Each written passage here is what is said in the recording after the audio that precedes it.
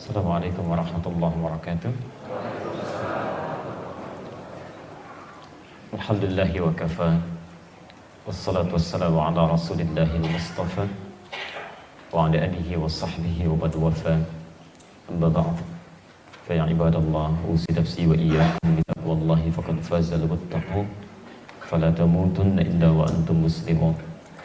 Faqala ta'ala: Ya ayyuhalladzina amanu taqullaha haqqa tuqatih wa la tamutunna illa wa antum muslimun. Wa qala ya ayyuhan nasu ittaqu rabbakum alladzi khalaqakum min nafsin wahidah wa khalaqa minha zawjaha wa batta minhuma rijalan katsiran wa nisaa'a wattaqullaha alladzi tasaaluna bihi wal arham innallaha kana 'alaikum raqiba. Saudara-saudariku dan pemirsa Akhir TV dimanapun Anda berada, alhamdulillah pagi ini kita kembali diberikan kesempatan oleh Allah Subhanahu wa Ta'ala untuk menjalani aktivitas kehidupan kita. Pertama, kita bermohon pada Allah semoga hidup kita di hari ini mendapat bimbingan dari Allah Subhanahu wa Ta'ala sehingga insya Allah bisa lebih baik dibandingkan dengan hari-hari sebelumnya. Insya Allah di antara sekian banyak hamba Allah yang tengah beraktivitas, Bapak dan Ibu yang diberikan oleh Allah kesempatan, keluangan untuk bisa meluangkan waktunya belajar dari sebagian tuntunan agama Allah. Mudah-mudahan seluruh apa yang telah kita niatkan ikhlas karena Allah diberikan pahala yang melimpah dan diberikan kemuliaan-kemuliaan lebih dari sebelum-sebelumnya. Saya melihat semangat-semangatnya sekarang cukup meluas. Kami baru landing tadi dari Palembang dan tadi malam Masya Allah ya, orang yang ingin belajar. Sampai Jumat kemarin kami khutbah pun ada yang masuk Islam, alhamdulillah. Dan banyak sekali kebaikan-kebaikan yang Allah hadirkan saat-saat seperti ini. Semoga Allah jaga kebaikan-kebaikan ini dan kita bisa rawat dengan baik sehingga ridha dan keberkahan Allah bisa kita dapatkan. Baiklah, kita akan coba langsung meneruskan kajian kita. Sebelumnya saya mohon maaf, saya agak punya sedikit persoalan di dada sebelah kiri. Jadi mungkin suaranya akan agak sedikit menyesuaikan ya, tidak sekuat yang sebelum bisa saya sampaikan, jadi tolong nanti menyesuaikan keadaannya insyaallah. Baik.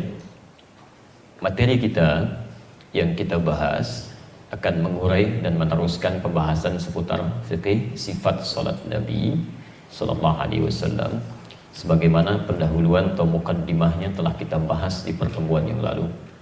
Seperti janji saya sampaikan di pertemuan lalu, saya akan buatkan satu silabus yang diharapkan bisa membuat kajian kita lebih fokus. Jadi nanti Bapak Ibu dengan silabus ini akan paham dan terarah apa yang akan kita bahas, seperti apa gambarannya, referensinya dari mana didapatkan, dan kira-kira bagaimana nanti mempraktikkan dalam aplikasi kehidupannya. Ini telah saya buatkan selama 1 tahun untuk sampai akhir bahasan kita. Referensinya telah juga saya tampilkan yang sekiranya ada bahasa Indonesianya ya. Kemudian ini yang umum ya, intinya yang pokok saja ya, yang referensi pokok yang bisa dicari. Kemudian ini nanti bahasan-bahasannya. Sesi pertama sudah kita bahas. Pertemuan kita insya Allah di setiap hari Sabtu pekan pertama. Jadi Anda tidak harus lihat kalender lagi tanggal berapa dia. Jadi setiap pekan pertama, insya Allah nanti sesi kita berada di sini. Kecuali bila ada penyesuaian, kami harus keluar atau dalam kondisi tertentu, nanti ada pemberitahuan berikutnya. Materinya sudah kita sampaikan, tuliskan di sini. Ya, sampai nanti yang paling akhir sampai pekan ke-12 insya Allah. Ya. Baik, ini kita sudah kopikan di panitia. Nanti bila ada yang berkenan untuk mengambilnya, langsung saja nanti hubungi panitia dan insya Allah masing-masing bisa dapatkan gambarannya. Jelas sampai sini insya Allah? Baik, kalau sudah jelas kita coba lanjutkan bahasan untuk hari ini dengan memulai dulu satu pengantar untuk mengingatkan kembali di hadis riwayat Al-Bukhari nomor hadis 751, 757, tercantum pula di hadis riwayat Muslim nomor hadis 397. Ini adalah esensi pembahasan kita, mengapa mesti belajar tentang bagaimana cara sholat yang baik. Qila bima ma'na, disebutkan dalam riwayat tadi, judul babnya babul musifis shalah, bab tentang orang yang salatnya bermasalah. Ja'a rajulun ila nabi sallallahu alaihi wasallam. Satu kali datang seorang lelaki kepada Nabi sallallahu alaihi wasallam. Fadakhala ila al-masjidin nabawi, kemudian dia masuk ke masjid Nabi. Fasalla bi jambin Nabi sallallahu alaihi wasallam, lalu dia salat di samping Nabi sallallahu alaihi wasallam. Masuk ke masjid Nabi An-Nabawi, salat di samping Nabi dari mulai takbir sampai dengan salam. Falamma sallama yaminan wa syamala, tatkala dia salam ke kanan ke kiri, faqala lahu an-nabiy sallallahu alaihi wasallam, tanpa menunggu jeda Nabi langsung mengatakan pada orang ini. Biasanya kalau Nabi ingin memberikan komentar itu diberikan jeda dulu, tunggu selesai amalan baru diluruskan. Ini tidak. Ini menunjukkan ada sesuatu yang sangat penting yang gak boleh ditunda. Seketika langsung dikatakan pada orang ini. Kata Nabi, "Shalli fa innaka lam tusalli." Anda salat lagi karena Anda belum salat. Padahal dia sudah salam. Baik. Fa'ada salata, maka dia mengulang salatnya, tidak tanggung-tanggung thalatha marat, sampai 3 kali. Tapi setiap dia mengulang dan salam, faqala lahu an-nabiy sallallahu alaihi wasallam mithla ma kana. Nabi SAW selalu mengulang kalimat serupa. Begitu salam kata Nabi, "Shalli fa innaka lam tusalli." Anda salat lagi karena Anda belum salat. Lantas orang itu berkata sampai yang ketiga, "Ya Rasulullah, ma uhsinu ghairah." Ya Rasulullah, saya nggak bisa lebih baik daripada ini. Ini yang saya mampu, dan alimni, tolong ajarkan saya seperti apa yang benar. Maka kemudian faqala lahu an-nabiy sallallahu alaihi wasallam, lalu Nabi SAW lantas berkata kepada orang ini, ya, ingat, jadi ada masalah di sini. Ada orang sholat di samping Nabi, di zaman Nabi, di masjid Nabi. Ketika selesai sholat, dia punya masalah. Kata Nabi, sholat kamu bermasalah, tolong ulangi. Sholat lagi. Ada yang tidak benar dalam sholatnya. Jadi Anda bisa bayangkan, zaman Nabi saja, sholat di masjid Nabi, di samping Nabi, karena cara belajar sholatnya keliru, maka sholatnya bermasalah. Kata Nabi, ulangi. Lalu dia katakan, tolong ajarkan saya ya Rasulullah. Maka kata Nabi, faqala lahu an-nabiy sallallahu alaihi wasallam, Nabi SAW bersabda, "Idza qumta ila shalah," kalau kamu salatnya ingin sempurna, ingin benar, ya, pertama fasbighul wudu, sempurnakan dulu wudunya. Famastaqbilul qiblah, lalu menghadap ke arah kiblat. Lalu dicontohkan oleh Nabi dari awal sampai dengan akhirnya. Sampai kemudian kita dengar kalimat Nabi tercantum di Al-Bukhari nomor hadis 651. "Shallu kama ra'aitumuni usolli." Salatlah kalian persis seperti melihat saya ini salat. Jadi ketika kita diminta salat, tidak sekedar sembarangan kita takbir sampai selesai salam, tidak. Kalimat Nabinya, Anda mesti lihat dulu saya salat, pelajari seperti apa saya salat, baru kemudian praktekkan seperti Anda melihat saya salat. Nah, persoalan terbesarnya kemarin kita bahas dengan cukup panjang, kenapa Nabi sangat memberi perhatian yang tinggi terhadap aktivitas salat ini dibanding dengan ibadah-ibadah yang lain. Bahkan orang sudah sholat diminta diulang lagi, mesti lihat saya dulu begini, kata Nabi. Tayyib, yang kita bahas di pertemuan lalu, dengan cepat kita sampaikan ringkas bahwa sholat ini menghadirkan rahasia-rahasia besar bagi kehidupan kita dan janji Allah yang akan diberikan di dunia dan di akhirat. Saat di dunia Allah berjanji kalau seseorang benar sholatnya seperti yang Nabi tuntun, dia akan dijamin diberikan 5 keistimewaan yang tidak akan diberikan pada yang tidak sholat, atau orang yang sholat tapi sholatnya tidak seperti yang diinginkan Nabi tadi. Nah, jadi Nabi itu membuat ketat fikih sholat, bukan ingin membebani kita supaya rumit sholatnya, bukan. Tapi persoalannya, Nabi menginginkan setiap umatnya mendapatkan 5 keistimewaan ini. Jangan sampai ada umat Nabi nggak dapetin satu di antara yang 5 ini. Ya. Dengan cepat, satu, orang yang sholatnya benar dijamin oleh Allah pasti jadi orang baik. Sifat dan sikapnya pasti baik. Ya, itu ada di Quran surah ke-29 ayat 45, seperti pernah kita bahas di pertemuan lalu. Inna sholata tanha anil fahsya wal munkar. Orang yang sholatnya benar, sungguh sholat yang ditunaikan dengan benar itu akan mencegah pelaku dari 2 sumber keburukan. Pertama, fahsya, yang diingkari oleh hati, sumbernya nafsu, syahwat, ya. Maaf, pornografi, porno aksi, zina, LGBT, itu fahsya. Ya. Munkar, keburukan yang diingkari oleh jiwa, sumbernya nafsu perut dan akal. Merampok, membunuh, ya, maaf, mencuri, korupsi, narkoba, macam-macam, itu mungkar itu. Jadi mustahil ada orang sholat perilakunya buruk. Jadi, Nabi menginginkan setiap orang sholat harus jadi orang baik. Silahkan Anda cek ya, anak-anak kita itu baru tumbuh saja, menjelang balik usia 7 tahun, yang ditekankan oleh Nabi itu sholatnya, bukan yang lain. Dan Nabi ajari dia sholat. Kenapa? Karena kalau anak-anak baik sholatnya dari sejak awal, akan tumbuh jadi orang baik setelahnya. Saya ingin sampaikan pesan nih, agak unik sekarang ya. Kalau dulu orang fokus pada sholat nih, sekarang saya agak bingung, anak-anak TK udah diajarin manasik gitu kan. Insya Allah, fokus dulu pada sholatnya gitu kan. Tidak salah memang, cuman fokus pada yang utama gitu. Sholat pada belum baik, masuk ke masjid langkahnya sudah salah, diajarin manasik gitu kan. Tapi memang tidak keliru, tidak, cuma ada prioritas yang harus kemudian jadi patokan di situ. Tapi yang kedua, orang yang sholatnya benar, itu hatinya cenderung tenang. Cenderung tenang. Ada di Quran surah ke-20 ayat ke-14, ditafsir di Quran surah ke-13 ayat ke-28. Kita sudah bacakan. Wa aqimis sholata lidzikri, tunaikan salat sebagai zikir kepada saya, kata Allah. Ditafsir di Quran surah Ar-Ra'd ayat ke-28, ala bidzikrillah tatma'innul qulub. Jika benar zikirnya kepada Allah, salatnya benar, maka dampaknya ke hati pasti tenang. Kalau hati Anda sudah tenang, dihadapkan pada masalah apapun akan biasa saja. Yang besar jadi ringan, yang ringan seakan tidak ada masalah gitu.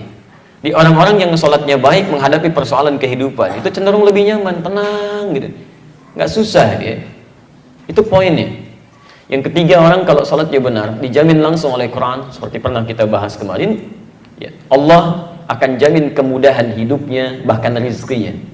Itu ada di Quran surah ke-65, ayat 2-3, ditafsir di Al-Baqarah di ayat yang sama 2-3. Wa may yattaqillaha yaj'al lahu makhrajan wa yarzuqhu min haitsu la yahtasib. Ya. Siapa yang bisa meningkatkan takwanya kepada Allah Subhanahu wa taala, takwanya tingkatkan, yaj'al lahu makhrajan. Kami berikan jalan keluar, solusi dari setiap persoalan yang ia alami. Tolong garis bawahi lagi ya, sering kita lupa ini. Rumus menyelesaikan masalah itu mudah menurut Quran. Anda tingkatkan takwa, masalah Allah selesaikan. Semakin Anda tingkatkan takwa, persoalan lebih ringan. Orang-orang yang terus meningkatkan takwanya kepada Allah, maka akan diringankan kehidupannya oleh Allah. Bukan gak punya masalah, Bu ya. Sama, dia punya masalah. Cuman saat akan dihadapi, Allah sudah ringankan masalahnya, sehingga seakan-akan seperti gak punya masalah. Jangan Anda kira misalnya para ulama, ya, misal para kiai, para ustadz, atau orang-orang yang sebagian dekat dengan Allah nggak punya masalah. Mungkin banyak masalahnya, mungkin banyak. Kadang-kadang masalah orang juga ikut dipikirin juga gitu kan. Silahkan Anda cek. Apa Anda pikir pulang pengajian ustadz selesai? Tidak. SMS kadang penuh lagi, kadang ada yang nanya via email lagi. Ya, diri sendirinya mungkin nggak punya masalah, masalah orang ikut dipikirin. Ya. Nah, tapi alhamdulillah ya, beberapa keadaan dibuat ringan. Ya, bukan nggak punya masalah, tapi diberikan keringanan ya dengan beberapa hal yang Allah kemudian berikan aturannya. Dan Anda tidak harus menjadi ustadz atau ulama untuk mendapatkan ketakwaan kepada Allah. Abu Bakar seorang pebisnis, dia. Uthman seorang pebisnis, Umar bin Khattab seorang birokrat. Ketika dekat dengan Allah, ringan masalah kehidupannya. Tayyib. Nah, bagaimana cara meningkatkan takwa? Kalimat takwa disebutkan 115 kali dalam Al-Quran. Kalimat pertamanya bersanding dengan sholat di Al-Baqarah ayat 2-3. Dzalikal kitabu la raiba fi hudan lil muttaqin. Siapa muttaqin ini? Ayat 3-nya. Alladzina yu'minuna bil ghaib wa yuqimunas shalah, yang menyempurnakan salat. Jadi kalau Anda punya persoalan dalam kehidupan, padahal salat tiap hari 5 waktu plus sunnahnya belum selesai juga, maaf, bukan karena salatnya, mungkin cara kita menunaikannya yang belum sempurna. Karena bahasa Qur'annya menyempurnakan salat, bukan cuma asal salat. Taib. Yang keempat, orang yang sholatnya benar dijamin langsung oleh Al-Quran, setiap doa yang ia mohonkan kepada Allah itu akan disegerakan untuk dijawab. Disegerakan untuk dijawab. Masya Allah ya. Itu sudah kita contohkan di bulan lalu. Bahkan contohnya, contoh yang sangat luar biasa, yang kata manusia nggak mungkin terjadi, kata Allah tidak ada yang mustahil. Itu contoh di Quran surah ketiga Ali Imran ayat 38-39. Posisi paling kanan sebelah atas di pojok. Ya, yang sudah berumah tangga puluhan tahun, sudah sepuh, rambutnya sudah memutih, fisiknya sudah letih, istrinya maaf divonis menopause dan mandul, kata dokter nggak mungkin nih, ya, ada keturunan. Tapi apa yang terjadi? Teruskan aja ya. Antum kan sudah sholat, tenang aja. Urusan lampu padam nyala, urusan kita ta'lim. Jadi apa yang terjadi? Suaminya kemudian sholat, memohon kepada Allah dalam sholatnya dan dikabulkan dan punya keturunan dia. Ya. Dan yang terakhir, yang kelima, teman-teman sekalian, orang yang sholatnya benar dijamin oleh Allah Subhanahu Wa Taala hidupnya akan selalu bersanding dengan kesuksesan dan kebahagiaan apapun aktivitasnya. Itu ada di Quran surah ke-23 ayat 1 dan 2. Jadi Anda tidak diminta oleh Allah jadi apapun, silahkan aja sesuai dengan apa yang Anda kira-kira inginkan selama itu baik. Yang penting kaidah Qurannya soleh, ya, menjaga aturan Allah, dekat dengan Allah. Quran surah ke-7 ayat 189. Anda mau jadi pebisnis, silahkan pebisnis yang soleh. Anda jadi diplomat, silahkan diplomat yang soleh. Anda mau jadi tentara, polisi, silahkan tentara, polisi yang soleh. Ya, Anda mau jadi apapun, silahkan sepanjang Allah ridha, itu soleh. Nah, dijamin oleh Quran, jika benar salat Anda khusyuk ditunaikan, maka semua profesi Anda akan dibimbing oleh Allah mencapai puncak kesuksesan terbaik dan bahagia hidupnya. Ya, dalilnya Quran surah ke-23 ayat 1 dan 2. Qad aflahal mu'minun. Orang yang imannya benar pasti akan mencapai kesuksesan dan kebahagiaan dalam setiap aktivitas hidupnya. Apa ciri pertamanya? Ayat 2-nya. Alladzina hum fi salatihim khashi'un. Jadi, rahasia di balik perintah Nabi, ketatnya aturan Nabi terkait persoalan sholat ini bukan semata persoalan fikih, tapi Nabi ingin memastikan semua umatnya, satu, baik sifat dan sikapnya, kedua, tenang dalam menjalani kehidupan, ketiga, mudah dalam mengatasi persoalan, keempat, bila cepat dikabulkan Allah, dan kelima, apapun profesi mereka bisa mencapai puncak kesuksesan yang diharapkan dan bahagia kehidupannya. Ini inti yang telah kita bahas di pertemuan yang lalu. Nah, poin terpenting, bagaimana cara mendapatkan yang kelima ini? Ternyata tidak sembarangan, tapi harus mengikuti apa yang telah Nabi SAW tuntunkan, termasuk diajarkan pada para sahabat tadi. Jelas sampai sini? Baik. Kalau sudah dipahami dengan jelas, resum dari pertemuan lalu, sekarang kita akan mulai inti bahasannya. Seperti apakah kemudian cara sholat yang dituntunkan oleh Nabi itu, yang bisa kita turunkan pembahasannya dan kita coba praktekkan, dan mudah-mudahan insya Allah kita bisa dapatkan 1 bahkan 5 keistimewaan yang tadi dijanjikan. Baik, kita mulai bahasan kita. Bismillah. Bapak dan Ibu sekalian, rumus di hadis tadi di Al-Bukhari nomor hadis 751, 757, hadis riwayat Muslim nomor hadis 397. Rumus pertamanya, jika kita ingin menunaikan salat dengan baik, kata Nabi, sallu, dengan di kalimat di Al-Bukhari nomor hadis 651. Sallu kama ra'aitumuni usalli. Baik. Sallu kama ra'aitumuni usalli. Perhatikan rumusnya. Turunkan dulu. Salatlah kalian, kata Nabi,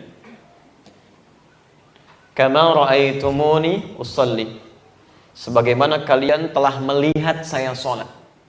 Disingkatnya, kalau kita ingin mendapatkan 5 kemuliaan tadi, maka cara salat kita mesti melihat dulu bagaimana Nabi menunaikannya. Kita amati dulu dari awal sampai akhir, seperti Nabi pernah ajarkan pada Khalad Az-Zuraiqi yang saya sebutkan kisahnya tadi. Dari situ kita keluarkan, baru kemudian kita coba pelajari dan praktekkan. Jelas di sini? Halo, jelas? Belum, kan belum saya uraikan bagaimana caranya. Ya, belum saya terangkan. Kalau sudah jelas saya tutup, kita pulang nih. Baik, sebentar. Paham insya Allah? Baik. Kenapa antum masih yang ini ya? Baik, sekarang perhatikan. Jadi caranya mesti melihat Nabi dulu seperti apa saat beliau mengajarkan. Nah, sekarang pertanyaannya, ada nggak di antara kita yang pernah lihat Nabi? Baik, ya, di mimpi pun mungkin belum tentu kan? Karena itu kita diharuskan untuk menelusuri nih. Ya, kepada siapa Nabi mengajarkan? Kepada siapa lagi kemudian diajarkan? Terus generasi sampai dengan ke kita di sini. Kita lihat dari orang pernah belajar dari Nabi, mengajarkan pada generasi setelahnya, mengajarkan pada generasi setelahnya, mengajarkan pada generasi setelahnya, sampai ke kita sekarang. Nah, metode ini oleh para ulama dinamakan dengan isnad namanya. Isnad, al-isnad. Cara belajar seperti ini disebut dengan isnad, al-isnad. Al-isnad. Dari kata sanad ya. Saya sering kali uraikan ini dalam beberapa pertemuan. Sanad itu runtutan riwayat yang menyampaikan pada sumber primernya, sumber utama. Misal, Anda menemukan hadis dari Imam Al-Bukhari. Imam Al-Bukhari kan nggak pernah ketemu Nabi, jauh masanya. Tapi beliau mendapatkan dari orang sebelumnya, kemudian dari orang sebelumnya, sampai kepada Nabi. Nah, ini runtutan riwayatnya disebut dengan sanad. Kalau Anda pelajari runtutan riwayat ini, Anda pelajari, kemudian Anda pahami, Anda praktekkan, maka polanya disebut dengan isnad. Jelas? Nah, jadi ada kaidah yang disampaikan oleh para ulama, kalau salat kita ingin benar, cara ibadah kita ingin baik, maka belajarnya, polanya harus melalui pola ini, al-isnad. Sampai Imam Muslim membuat bab khusus dalam kitab beliau untuk menekankan pentingnya belajar seperti ini. Ya. Antum buka misalnya, ada Sahih Muslim, kalau punya kitabnya, itu ada syarah Imam An-Nawawi, ada 9 jilid, Al-Minhaj. Anda cari yang jilid pertama, halaman 119, bab yang keempat, hadis nomor ke-6, posisi paling kiri sebelah atas. Ya. Kalau mau agak sama dengan saya, kitabnya warnanya yang biru dongker, cetakan tahun 2002. Ya, terbitan Darul Hadis. Saya dulu beli 26 Juli tahun 2006 di Husainiyat belakang Al-Azhar itu. Harganya kalau dikonversi masih murah, 450.000. Paling di kita 750 ribuan ya. 9 jilid pengantar ke surga. Masya Allah. Antum beli handphone jutaan belum tentu dibawa ke alam kubur gitu kan. Ya, kitab hadis cuma 750.000 bakal Anda ke surga nggak Anda miliki. Baik. Nah, dituliskan di situ Babul Isnad minad din. Babul Isnad minad din. Bab belajar agama yang sumbernya sampai ke Nabi, minad din, itu termasuk yang penting ya dalam aturan agama kita. Maksudnya, kalau Anda belajarnya salah, maka praktek beragamanya pun akan keliru. Anda mau sholat, turun perintah sholat, Al-Baqarah 43, sisi paling kanan di pertengahan. Wa aqimus sholat, tunaikan sholat. Kemudian Anda sholat, tapi cara belajarnya keliru, maka sholat Anda pun akan salah. Karena itu pastikan, kata para ulama, cara belajar kita susuri riwayatnya sampai tersambung kepada Nabi SAW, yang dengan itu bisa dipastikan nyaman menunaikannya, kemudian bisa menjawab saat dipersoalkan, dan bisa dilakukan sesuai dengan tuntunan Rasulullah SAW. Jelas di sini? Baik. Nah, pola ini kita akan turunkan pada pembahasan sholat. Jadi saya mulai dulu turunannya dengan menyampaikan dalil-dalilnya dulu. Karena kita nggak pernah lihat Nabi, kita harus bertanya pada orang yang membawa referensi sampai ke zaman Nabi. Referensi itu yang kita turunkan khususnya dari 2 sumber utama. Satu dari Al-Quran, dan yang kedua dari hadis-hadis Nabi SAW. Sepakat sampai sini? Baik, kalau sepakat, nanti dalam pertemuan lanjutan, saya mohon kalau Bapak Ibu berkenan itu bisa membawa mushaf ya, supaya memudahkan interaksi dan mengecek bagaimana keadaan mushaf yang dimiliki. Jelas? Baik. Atau insya Allah dalam 2 pertemuan berikutnya, insya Allah Bapak Ibu mudah-mudahan sudah menjadi para penghafal Al-Quran. Dan tidak cukup dengan amin, ayo usaha. Bismillah. Saya hapus dulu ya. Bismillah. Bismillah. 1, kita mulai.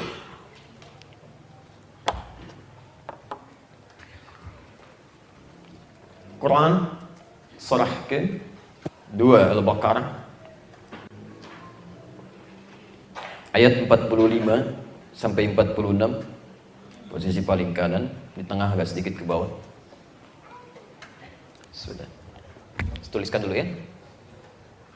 1, Quran surah ke-2 Al-Baqarah ayat 45 sampai dengan 46. Turunannya Quran surah ke-7 ayat 31. Turunannya Quran surah kedua lagi ayat 156. Turunannya Quran surah kelima ayat ke-6. Posisi paling kiri sebelah atas. Baik. Ini bagian pertama. Hadisnya hadis riwayat Abu Daud nomor hadis 666. Langsung ke sini. Hadis riwayat Imam Muslim nomor hadis 243. Saya baca ulang. Riwayat dari Umar bin Khattab radhiyallahu taala anhu. Kemudian hadis riwayat Al-Bukhari. Nanti kita bacakan. Nomor hadis 135.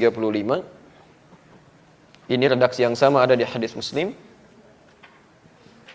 Nomor hadis 255. Selanjutnya hadis riwayat Al-Bukhari. Nomor hadis 159.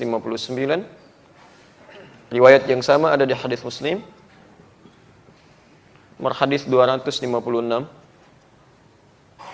Kalau mau cari kitabnya, ini antum bisa cari misalnya satu Fathul Bari, Syarah Sahih Al-Bukhari. Ya. Jadi Anda di hadis Al-Bukhari itu, ya, di kitab Sahihnya itu semua cuma hadisnya. Tidak mungkin bisa baca hadis langsung paham isinya. Nah, ada penjelasannya dari ulama yang kredibel, yang mensyarah namanya, menjelaskan maksud-maksud hadisnya. Kitab terbaik untuk syarah Al-Bukhari itu namanya Fathul Bari. Ya, Fathul Bari fi Syarah Sahih Al-Bukhari karya Ibnu Hajar Al-Asqalani. Sudah ada terjemahan bahasa Indonesianya dan jilidnya sama jumlahnya, 18 jilid.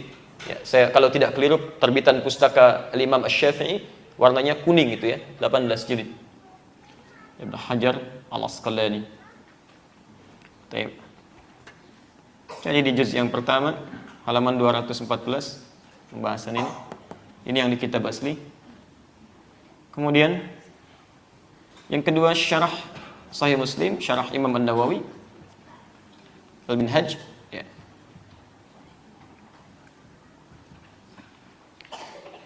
Di jilid yang ketiga halaman 95.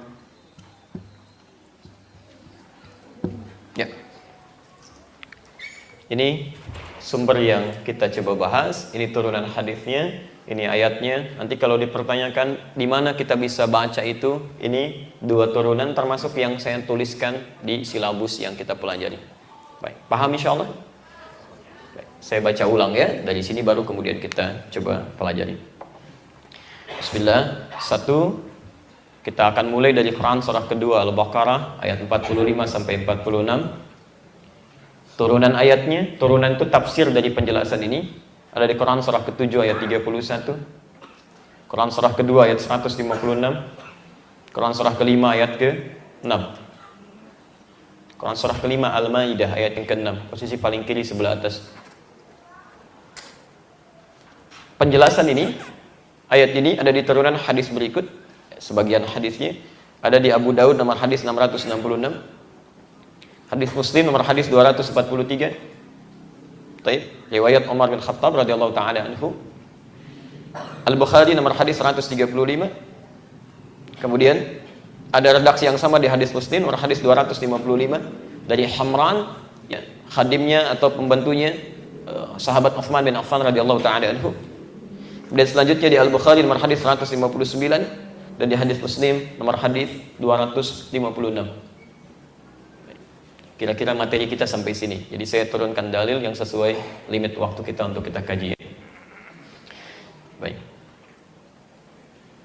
Sudah siap kita mulai? Bismillah. Quran surah kedua Al-Baqarah ayat 45 sampai 46. Bismillah. Wasta'inu bis-sabri was-salah. Perhatikan kaidahnya, kita akan memulai salat seperti Nabi tadi tunjukkan, tapi cara memulai salat ini dibuka oleh Al-Quran dengan pembukaan yang meminta kita untuk fokus betul. Wasta'inu bis-sabri was-salah. Dan jika Anda memiliki persoalan dalam kehidupan, maka mintakan solusinya. Awas, tolong fokus ya. Ini kaidah utama di Quran. Ya, Allah menyampaikan kalau Anda sedang diuji dengan masalah, pilihannya cuma satu. Cuma satu. Ya. Memohon kepada Allah solusi, bukan mengeluh. Ingat, kalau sedang punya masalah, jangan mengeluh, karena tidak ada ayat di Quran untuk mengeluh. Kalau ada satu ayat saja untuk mengeluh, insya Allah saya orang pertama yang akan mempraktekannya. Betul, nggak ada ayat di Quran tentang keluhan. Jadi kalau Anda sedang punya persoalan dalam hidup, jangan mengeluh, karena mengeluh hanya menambah persoalan. Jadi terima, ingat, terima dengan sabar. Bisabri, terima dengan sabar. Ingat ya, saya sering sampaikan kalimat ini. Kaidah masalah di Quran itu diikat dengan dua ayat utama. Ayat pertama ada di Al-Baqarah ayat 286. Kaidahnya berbunyi, la yukallifullahu nafsan illa wus'aha. Jelas, la yukallifullahu nafsan illa wus'aha. Allah tidak mungkin memberikan ujian persoalan hidup pada seseorang kecuali ia mampu mengatasinya. Mustahil Allah menguji di luar batas kemampuan kita. Mustahil itu. Jadi ketika Anda diuji dengan masalah, itu tandanya Anda mampu mengatasinya. Di sebesar apapun masalahnya. Anda hadir sekarang di masjid ini, di rumah Allah, sedang punya masalah, beratnya luar biasa misal. Itu tandanya cuman Anda yang bisa mengatasinya. Karena itu tidak dititipkan kepada hamba yang lain, karena cuman Anda yang mampu, yang lain tidak. Mungkinlah. Karena itu mustahil Allah titipkan pada yang lain. Ya, mustahil. Jadi diberikan kepada kita karena kita mampu mengatasinya. Karena itu berbahagialah karena kita yang terpilih, yang lain belum dipilih. Karena cuma kita yang mampu. Jelas ya? Tapi jangan berlebihan dalam melampiaskan atau meluapkan kebahagiaan. Sedang punya masalah, ceklik, alhamdulillah saya yang diuji, yang lain tidak. Cuman saya memang yang mampu, misal gitu kan? Nah itu berlebihan. Ya, itu berlebihan. Jadi ketika Anda dapatkan itu, satu, yakini bahwa setiap persoalan itu pasti tidak mungkin dititipkan kecuali kita punya kemampuan mengatasinya. Yang kedua kaidahnya diikat di surah Al-Insyirah itu. Jelas itu. Ya, inna ma'al usri yusra. Jelas, bahkan ditegaskan nanti sifat Allahnya di Quran surah kedua Al-Baqarah ayat 185. Posisi paling kiri di pertengahan itu. Yuridullahu bikumul yusra wala yuridu bikumul usra. Kaidah kedua, inna ma'al usri yusra. Seberat apapun persoalan, kata Allah, akan selalu ada solusinya. Tolong tanamkan di benak kita kaidah itu. Yang pakai itu orang lain. Yang pakai orang lain, padahal yang punya kaidahnya kita. Kata Al-Quran, setiap ada masalah, pasti ada solusinya. Nggak ada masalah yang nggak ada solusinya itu. Jadi ketika Anda punya persoalan, yakinkan pada jiwa. Paling gampang begini, pasti selesai. Itu aja. Minimal akan memberikan ketenangan itu. Itu silahkan Anda tanyakan pada pakar psikolog misalnya, ya, pada pakar-pakar yang terkait dengan perilaku dan sebagainya. Ketika kalimat itu dihadirkan dalam jiwa, minimal ada ketenangan dalam jiwa kita. Ada masalah, insya Allah selesai. Paling beres. Ya. Walaupun solusinya belum tiba, tapi minimal hati kita bisa tenang di situ. Jelas sampai sini? Baik, jadi ini bagian pertama. Nah, ternyata Allah tidak mendiamkan sampai situ. Maaf, wasta'inu bis-sabri. Jika Anda punya persoalan, terima dengan sabar. Cara sabarnya tadi, yakinkan bahwa kita bisa atasi. Selalu ada solusinya. Bahkan kata Nabi, bahkan penyakit pun kata Nabi akan selalu ada obatnya, kecuali kematian. Ya, kecuali kematian. Baik, setelah itu lanjutkan. Wassalah. Dan mintakan kepada Allah solusinya lewat sholat. Lewat sholat. Jadi Allah nggak mungkin membiarkan orang punya masalah, bahkan sampai besoknya. Jadi saat Anda dipanggil sholat, itu salah satu fungsi sholat yang pernah saya jelaskan di pertemuan lalu. Salah satu fungsinya kalau benar kita menunaikannya, itu kita mohonkan kepada Allah solusi dari persoalan yang kita bawa dalam sholat. Begitu Anda memohon, selesai persoalan kita. Selesai. Makanya semua nabi-nabi sejak zaman dulu, orang-orang saleh, itu kalau punya masalah dia kemudian sholat, selesai masalahnya. Silakan Anda cek ya. Nabi Zakaria punya masalah, masalahnya pelik luar biasa. Kata orang nggak mungkin punya keturunan, divonisnya mustahil. Beliau sholat dikabulkan oleh Allah, punya keturunan. Quran surah ketiga ayat 38 sampai 39. Nabi Musa sholat, ya. Bahkan Nabi Ismail, kakek Nabi itu yang ke-29, memerintahkan keluarganya untuk sholat. Ayo sholat kalian. Wa'mur ahlahu bis sholat. Ya, beliau perintahkan keluarganya untuk sholat di surah Maryam itu. Ya, Nabi Zakaria salat, Nabi Ismail salat, Nabi Ibrahim salat, Nabi Nuh salat, semua salat. Dan uniknya setiap punya masalah, kemudian sholat, selesai persoalannya. Makanya nanti di Abu Dawud nomor hadis 649, hadis qudsi itu, Allah sudah berjanji pada kita. Idza qala al-'abdu iyyaka na'budu wa iyyaka nasta'in. Setiap hambaku berkata dalam sholatnya, iyyaka na'budu. Ya Allah, sekarang kami menyembahmu dalam sholat. Wa iyyaka nasta'in. Dan sekarang kami punya masalah, ya Allah. Kami hanya mohon solusinya darimu saja. Qala Allah azza wa jalla, langsung dijawab kalimat oleh Allah seketika. Hadza baini wa baina 'abdi. Ini perjanjian antara aku dengan hambaku. Perjanjian. Wali 'abdi ma sa'al. Dan bila hambaku benar salatnya, apapun yang dia minta sekarang, aku akan kabulkan. Apapun yang dia minta sekarang, aku akan kabulkan. Itu kaidahnya. Tapi apakah setiap salat yang ditunaikan bisa menghadirkan suasana itu? Belum tentu. Karena Quran pun meneruskan kemudian ayatnya. Perhatikan kalimatnya. Wa innaha lakabiratun. Dan sungguh salat yang diperintahkan itu tidak mudah dikerjakan. Cukup berat. Cukup berat. Yang paling menarik begini. Coba perhatikan di situ. Jika Anda punya masalah, kata Allah, ya, terima dengan apa tadi? Sabar. Baik, ini. Kemudian minta lewat salat. Perhatikan, ada dua hal yang disandingkan di sini. Sabar plus salat. Perhatikan, fokus sebentar. Saya mau tanya, sabar itu ringan atau berat? Berat, Masya Allah. Dari mana taunya? Oke, di Quran surah kedua Al-Baqarah ayat 156, posisi paling kiri sebelah atas. Ya. Itu rinciannya, perhatikan rinciannya. Kalau Anda baca dari ayat 155-nya, wala nabluwannakum bisyai, setiap orang hidup pasti kami uji dengan berbagai persoalan kehidupan. Minal khauf, ada yang khawatir, wal ju', ada yang lapar, wa naqsi minal amwal, ada yang hartanya mulai berkurang, wal anfus, ada yang sakit sampai meninggal, maaf, wat thamarat, ada yang diuji hasil kerja kerasnya diambil, dirampas oleh orang lain. Wa basyiris sabirin, dan berikan kabar gembira bagi orang sabar. Jadi ada orang-orang yang ketika diuji dengan masalah kehidupan, dia tenang aja, saking tenangnya malah gembira. Ya Allah, terima kasih menitipkan ujian kepada saya, tidak kepada yang lain. Bukankah dengan ujian itu ada pahala? Bukankah dengan ujian itu engkau percaya kepada saya? Diberikan ujiannya kepada saya, tidak kepada yang lain. Berarti Allah percaya dengan saya, ingin memberikan pahala. Bukankah pahala bersanding dengan ujian? Ya, kalau nggak ada ujian, bagaimana ada pahalanya? Kalau nggak ada proses, bagaimana ada kebaikannya? Jadi orang sabar itu ketika menerima ujian, dia malah senang, bukan mengeluh. Alhamdulillah, hari ini dikasih pahala. Tapi itu nggak mudah, nggak mudah. Alladzina idza asabathum musibah qalu inna lillahi wa inna ilaihi raji'un. Perhatikan hubungan sabar dengan persoalan.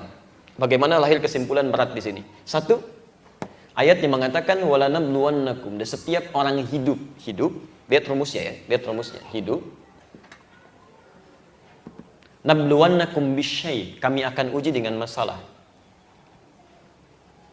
Jadi setiap orang hidup pasti akan mendapatkan ujian persoalan kehidupan. Masalah diturunkan bukan ingin menjadikan kehidupan bermasalah, tapi untuk meningkatkan kualitas kehidupan yang kita jalani. Kalau tidak ada bohong, bagaimana diketahui jujur? Kalau tidak ada sombong, bagaimana bisa muncul rendah hati?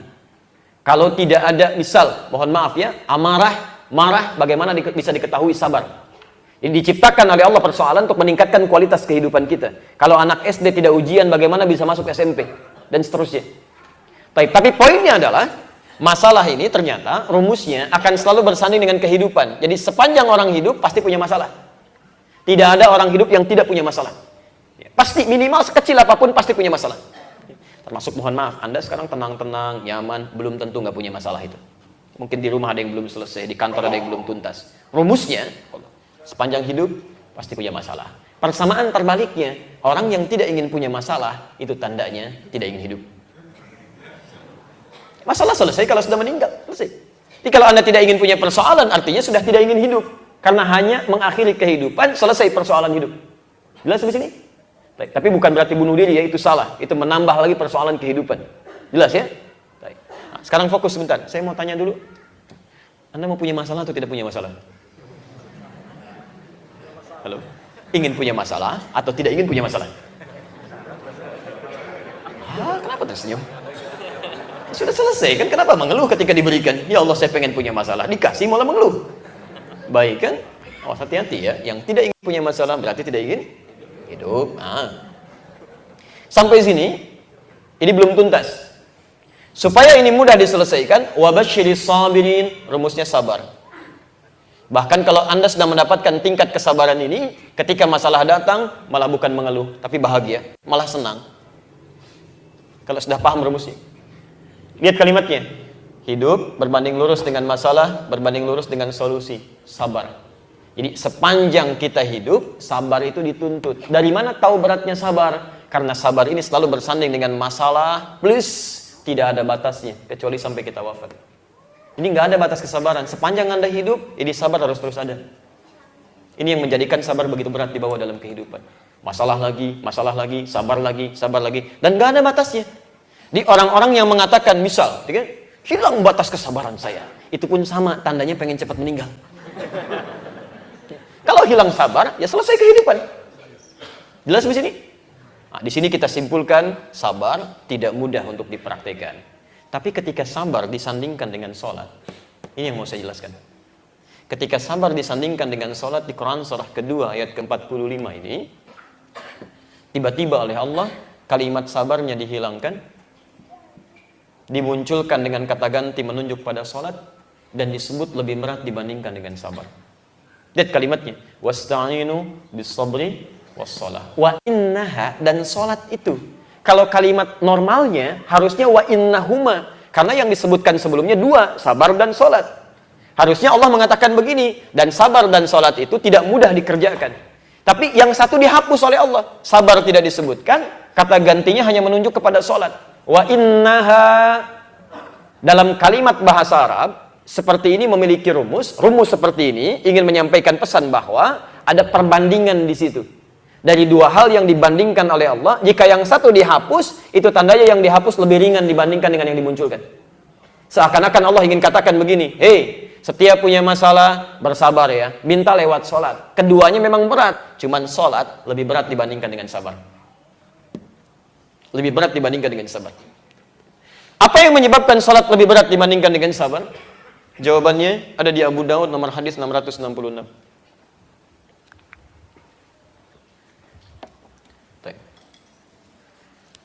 Sabar, seberat apapun, itu masih memungkinkan kita untuk mengingat hal yang terkait dengan aktivitas kita.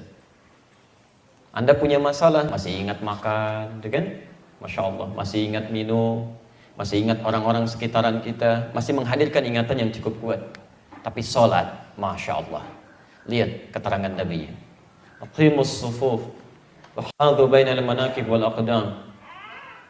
Rapatkan saf kalian, sejajarkan. Rumus rapatnya apabila tumitnya sejajar dengan bahunya, kata Nabi. Kemudian setelah itu ada yang cukup menarik.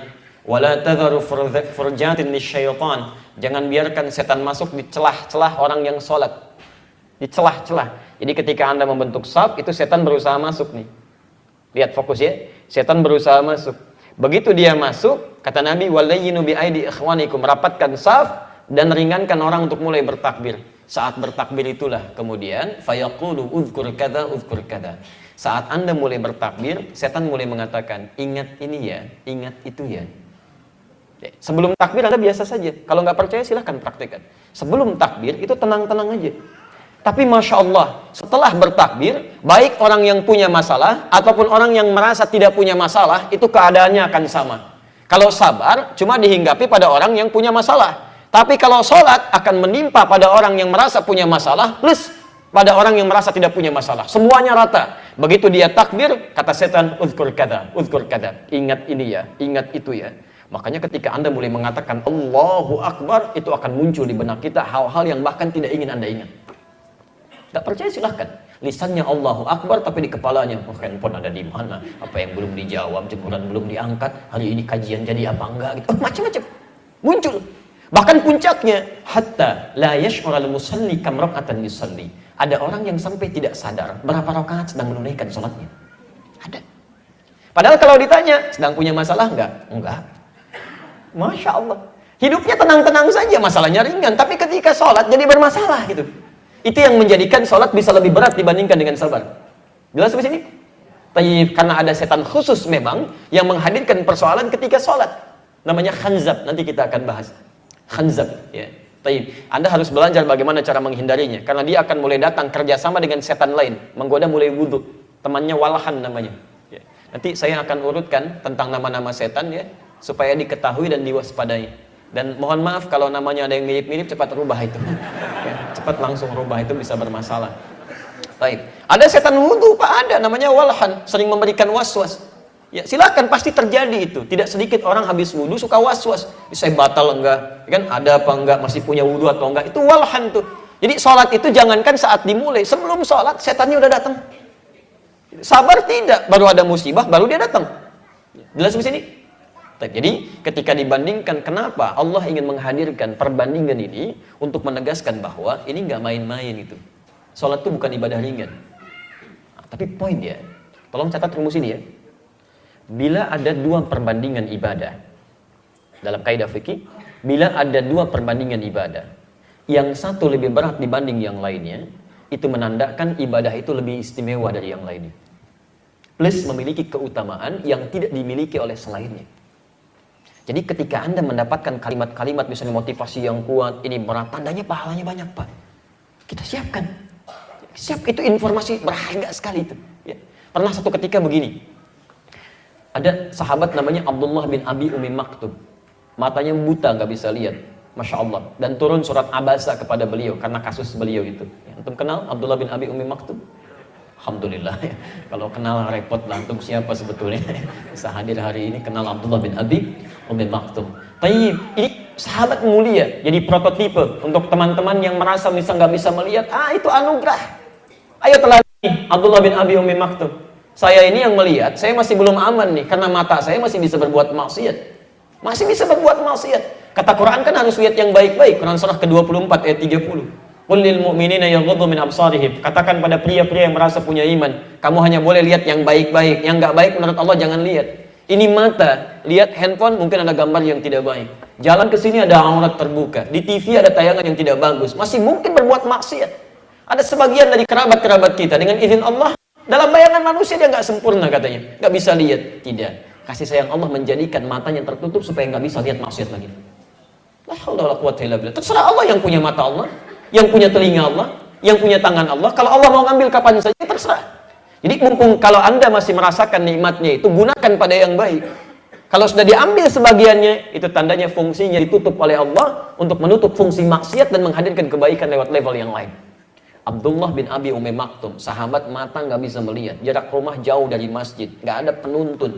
Masjidnya itu alasnya cuma tanah saja. Kalau panas ya kepanasan, kalau hujan pasti bocor, kalau dingin ya kedinginan.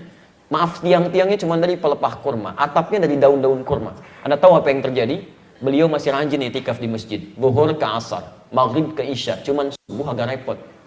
Pulang berkata kepada Nabi SAW, ya Rasulullah, aliyya rukhsah. Ya Rasulullah, boleh nggak saya dapat keringanan? Khusus sholat subuh, saya tunaikan di rumah. Jelas alasannya, jarak rumah ke masjid cukup jauh, mata nggak bisa lihat, nggak ada penuntun. Jawaban Nabi, perhatikan jawabannya, tidak mengiyakan, tidak langsung melarang. Kata Nabi, atasma'ul adhan, apakah Anda dengar adhan? Kata beliau, bala, ya saya dengar adhan. Kata Nabi, madum tasma'ul adhan, fa'addiha fil masjid. Selama Anda masih dengar adhan dari masjid, tunaikan ke masjid. Tunaikan di masjid. Zaman Nabi nggak ada speaker ya. Yang adzan siapa? Bilal bin Rabah. Nggak ada speaker, beliau adzan masih kedengeran tuh sama yang jarak rumahnya jauh. Ini menandakan kalau adzan subuh itu, ayo cari muadzin yang energinya cukup kuat. Ya, yang nggak usah banyak lagunya, yang penting kedengaran, gitu kan? Allahu Akbar Allah. Makin enak tidurnya tuh, masya Allah, gitu kan? Yang penting dia bisa bangun, gitu kan? Tapi kadang mendayu-dayu orang malah tetap terbawa irama, dia tidur gitu kan. Tapi yang menarik adalah ketika kedengaran itu kata Nabi tunaikan ke masjid. Perhatikan cara membaca sahabat. Ini Nabi tetap nyuruh saya ke masjid walaupun itu berat. Ini tandanya pasti ada kemuliaan besar di situ. Yang nggak didapatkan oleh orang yang nggak ke masjid. Pasti itu. Ternyata setelah ditelusuri benar Pak. Itu ada di Al-Bukhari nomor hadis 279, di hadis Muslim nomor hadis 131. Ini bahkan dicantumkan oleh Imam An-Nawawi di kitab Riyadhus Shalihin itu dari 1896 hadis yang ada di dalamnya, itu di bab pertama nomor hadis yang ke-10, posisi paling kiri di sebelah bawah dari Abu Hurairah. Itu Masya Allah. Lihat kalimatnya. Salat rajuli fil jama'ati Ya, salat seseorang ditunaikan berjamaah di masjid, tazidu ala salati fi suqi wa baiti. Itu lebih utama dibandingkan salat yang ia tunaikan di tempat niaganya atau di rumahnya. Jadi kalau Anda misalnya, maaf ya, salat di rumah padahal dekat ke masjid, Anda salat berjamaah di rumah, itu masih kalah pahalanya sama orang yang baru mau ke masjid. Dia belum salat di masjid, baru mau ke masjid. Anda misalnya di kantor, ada masjid, Anda memilih salat di ruangan kantor, walaupun berjamaah, itu pahalanya masih kalah dengan orang yang baru mau ke masjid. Kata Nabi, bid'an wa ishrina darajah, lebih daripada 23 derajat sampai 30 derajat. Masjidnya aja jarak 1 ke 2 500 tahun, 2 ke 3 500 tahun, 3 ke 4 500 tahun. Itu baru mau berangkat. Apalagi kalau wudunya dari rumah, bukan di masjid. Kalau di sekitar masjid boleh, tapi kalau Anda bisa berwudu dari tempat Anda mau berangkat, dzalika bi anna ahadakum idza tawaddaa fa ahsana al-wudu, yang demikian kalau Anda ingin dapat bonus lebih lagi, Anda wudu dari tempat Anda mau berangkat, sempurnakan wudunya, thumma atal masjid, kemudian dia datang ke masjid. Masya Allah, fakhutta bi kulli khutwatin, maka dicatatkan di setiap langkahnya terangkat derajatnya, rufa'u biha darajat. Langkah selanjutnya yumha biha sayyi'at, dihapuskan kesalahan-kesalahan kecil yang pernah terjadi dalam dirinya. Itu belum masuk masjid. Begitu masuk masjid, fa idza dakhala al-masjid faqutibat 'alaihi kanat fi shalah, maka dituliskan bagi orang ini pahala salatnya padahal belum salat saat dia masuk itu.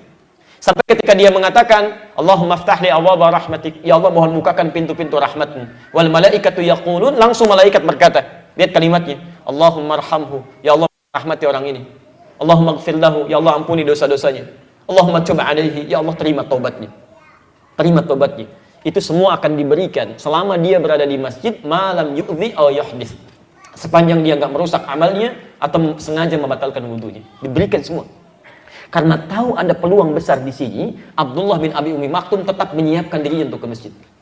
Masya Allah. Sekarang subuh jam berapa? 4? 35? 4?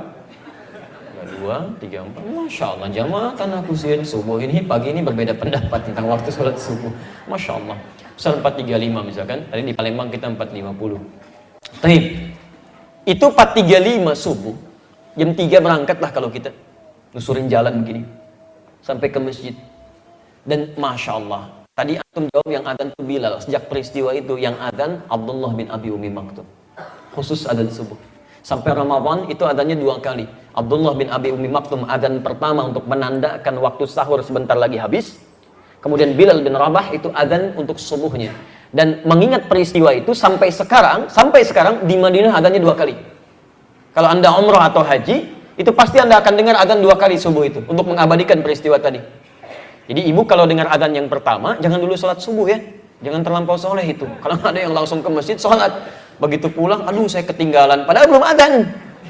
Ya, adzan yang kedua maksudnya, itu dikenang peristiwa itu. Anda bayangkan, sahabat Nabi, hidup di zaman Nabi, dekat dengan Nabi, surah Al-Quran turun karena kemuliaan beliau, mendengar disebutkan oleh Nabi ada kemuliaan di masjid, masih berangkat, mata nggak bisa lihat, jarak rumah jauh dari masjid, masjid begitu seadanya, dan masih bisa adzan di masjid, ada keutamaan besar di situ. Yang jadi masalah, Anda, sahabat Nabi bukan, tetangga Nabi bukan, kerabat Nabi bukan, matanya sehat, rumahnya dekat dengan ke masjid, masjidnya enak, Masya Allah, tempatnya bagus, ada AC-nya, ada kipas anginnya. Kalau ta'lim ustaznya datang sendiri, nerangin sendiri, nulis sendiri, mulai ngapus sendiri, ada snacknya juga, live juga, belum mau belajar juga, Masya Allah. Ya, harus dengan cara apa lagi difasilitasi? Kadang-kadang yang adzan itu, yang qomat itu, yang imamin itu, makmumnya itu juga, pulangnya itu juga. Anehnya cita-cita pengen masuk surga, surga Firdaus lagi, tanpa hisab katanya. La haula wala quwwata illa billah. Mudah-mudahan sehat itu ya.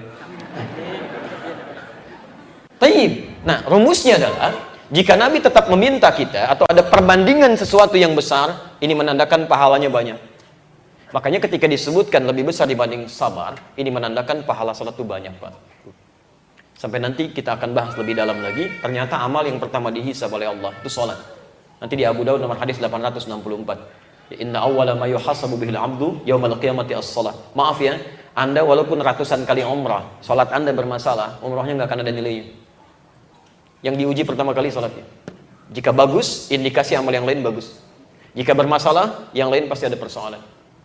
Nah, karena itu, maaf, ya Allah, bagaimana supaya salat ini jadi ringan saat ditunaikan? Baik. Teruskan ayatnya. Kita mulai inti pembahasan kita. Illa 'alal khashi'in.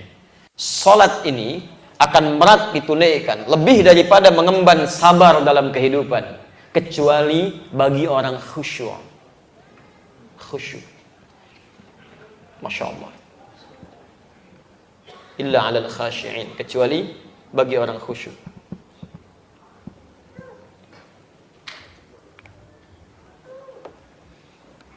Jadi yang merasa berat dalam menunaikan salat itu, mohon maaf, ya, kebalikannya berarti orang yang tidak khusyuk dalam salatnya. Karena bagi orang khusyuk itu nggak ada yang berat, ringan aja kok, biasa. Jadi kalau Anda merasa berat menunaikan salat, maaf, jangankan untuk salatnya, mau dekat waktu salat aja sudah malas-malas, itu tanda pertama salat Anda tidak khusyuk. Bagi orang khusyuk itu biasa. Ingat ya, ada orang yang menunaikan salat fardu saja masih malas-malas, ketinggalan fardu masih tenang-tenang. Ada orang yang ketinggalan sholat sunnah sudah gelisah, Pak. Ada orang dengar iqomat sampai qomat, Pak, belum ingat sholat. Ada orang yang belum azan belum berkumandang atau baru dengar azan sudah mengatakan saya terlambat nih.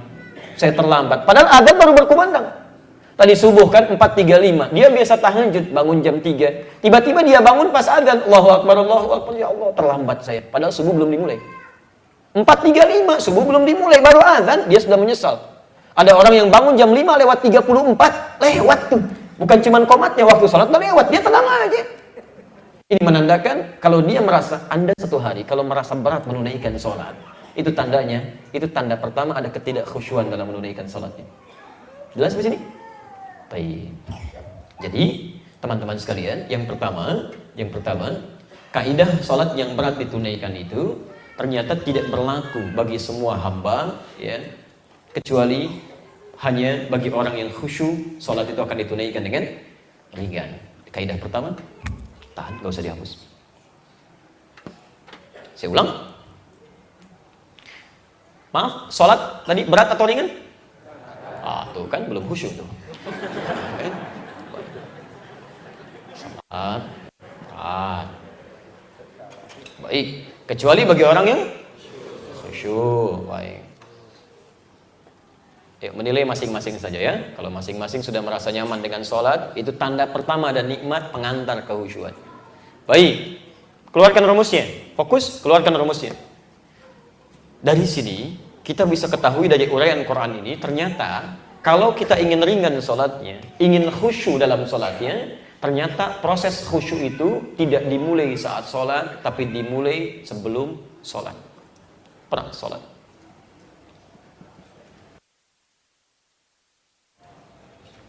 Saya ulang, lihat kalimatnya.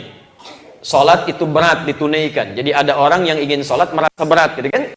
Kecuali bagi orang khusyuk. Orang khusyuk itu mau sholatnya ringan.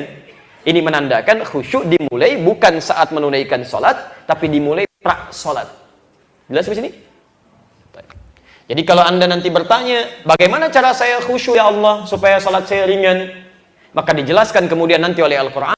Proses khusyuk ini tidak dimulai saat menunaikan sholat, tapi disiapkan sebelum sholat itu ditunaikan. Sekarang kita pelajari dulu, supaya sholat kita lebih ringan.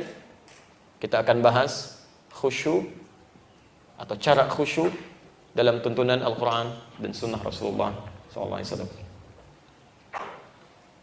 Ya. Sebentar. Nanti kalau sudah dipahami rumusnya, antum gak usah ikut pelatihan. Ya, sekarang banyak pelatihan-pelatihan khusyuk dalam sholat, nggak apa-apa, silahkan ikuti, dapatkan ilmunya.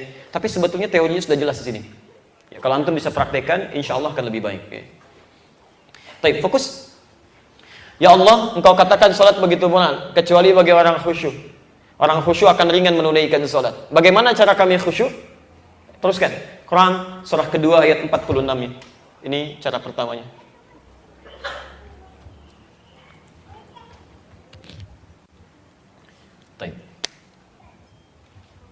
Satu, alladzina yadhunnuna annahum mulaqu rabbihim. Alladzina yadhunnuna annahum mulaqu rabbihim. Orang khusyuk itu satu, yaitu orang yang sebelum sholat. Orang yang sebelum sholat. Ingat, bukan saat sholat ya. Fase pertama yang pra sholat. Orang yang sebelum sholat sudah menyiapkan diri,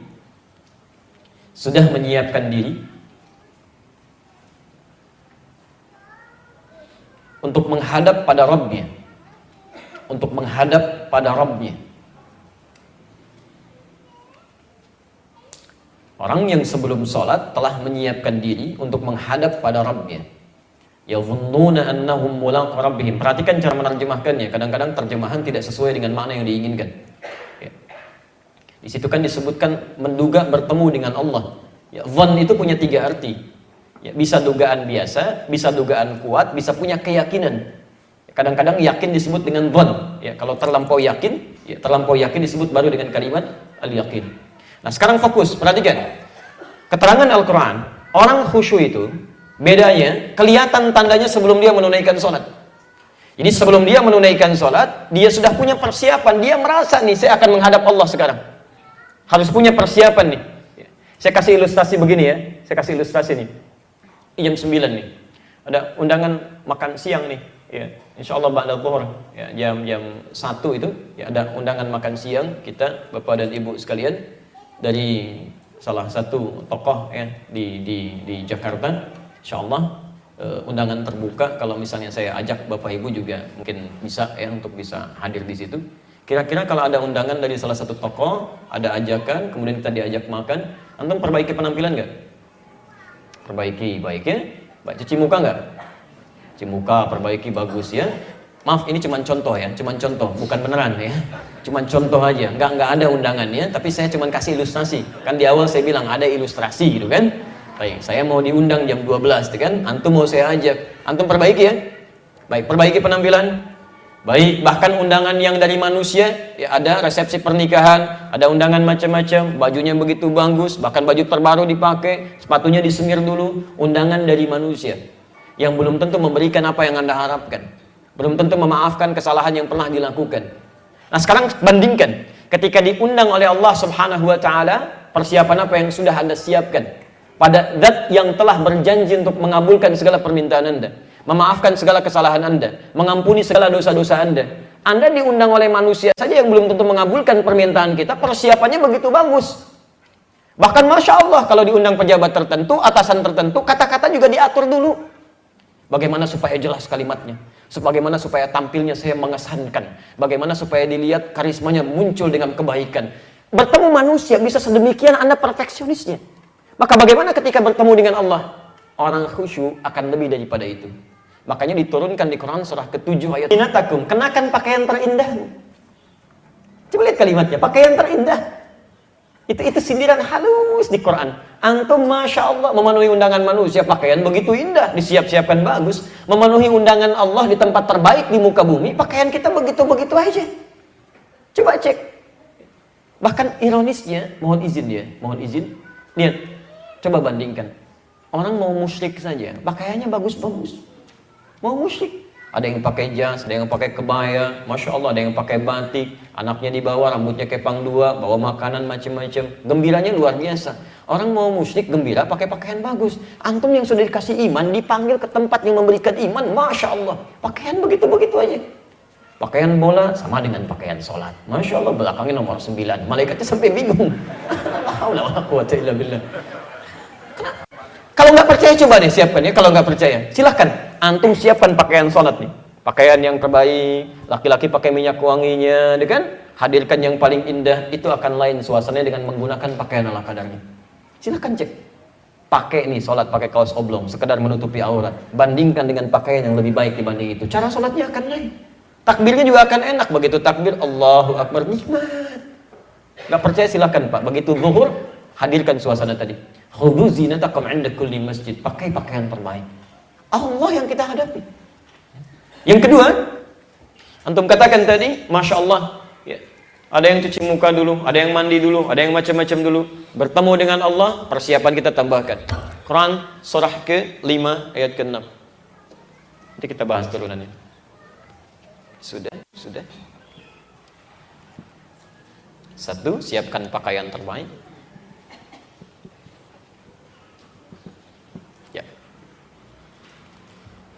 Ya, nanti begitu mau sholat, kalau bisa punya pakaian khusus ya, untuk sholat yang cukup baik, yang cukup indah, supaya enak saat menunaikannya.